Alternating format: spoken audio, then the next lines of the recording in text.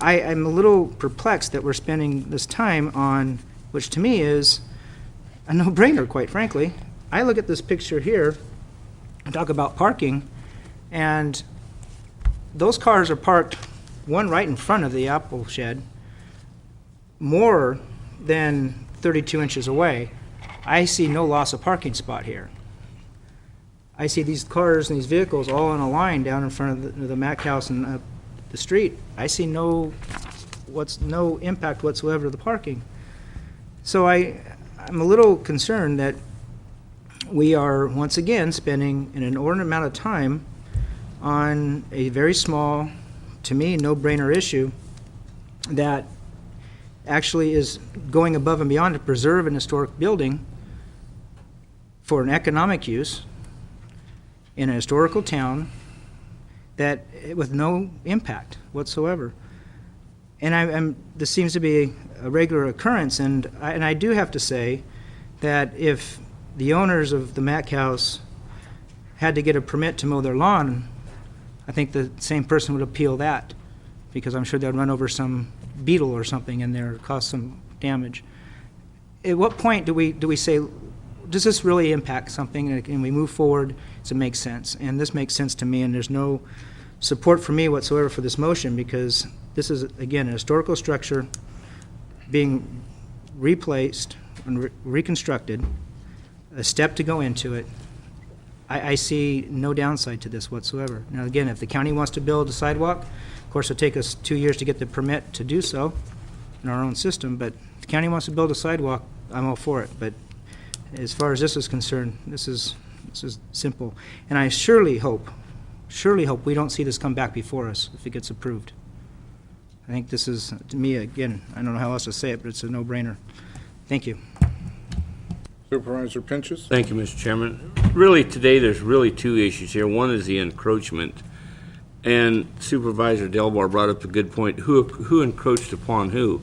This picture here was definitely done before the plot map of the county road system was done, and so you would say that the county plotted the road system encroaching upon the porch or steps, whatever you want to call this building. So who encroached upon who? I would say the first violated encroachment was the county designing the plot plan that called for a road on somebody's porch or steps. That's probably the first issue. The other only issue is this appeal.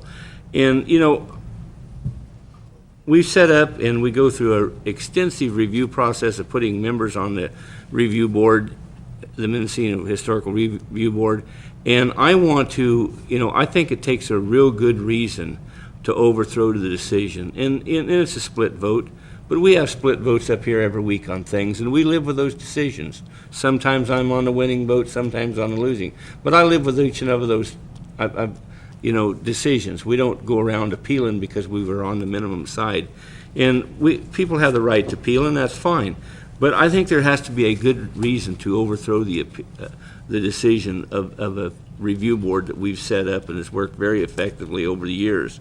And there's always contentious issues, but I can't support this motion because I want to respect the majority of the Historical Review Board on this issue, and I don't think that there's a good reason to overturn it. Thank you, Supervisor. Additional comments to the motion to uphold or approve the appeal? Okay, seeing no comments, I'll call for the vote. Let's go to the buttons so that the audience can see. This is a vote to uphold or approve the appeal. Motion fails with Supervisors Delbar, Wattenberger, and Pinches dissenting. Okay. What's the action of the board? Mr. Chairman, I'd like to make a motion to that the Board of Supervisors deny the appeal and uphold the action of the Mendocino Historical Review Board approving MHRB permit number 2007-47. Second. Okay, there's a motion and a second.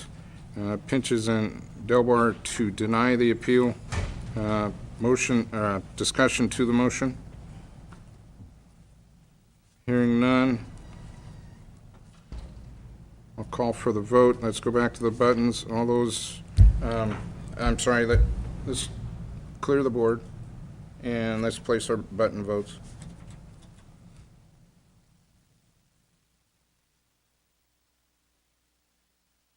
Motion carries with Supervisors Smith and Colfax dissenting. Okay, thank you very much. This concludes this item on the docket today.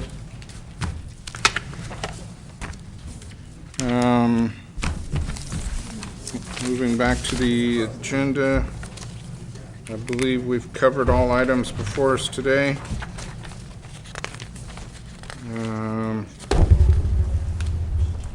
Yeah, that was to hold it over till next week, though, the motion. So,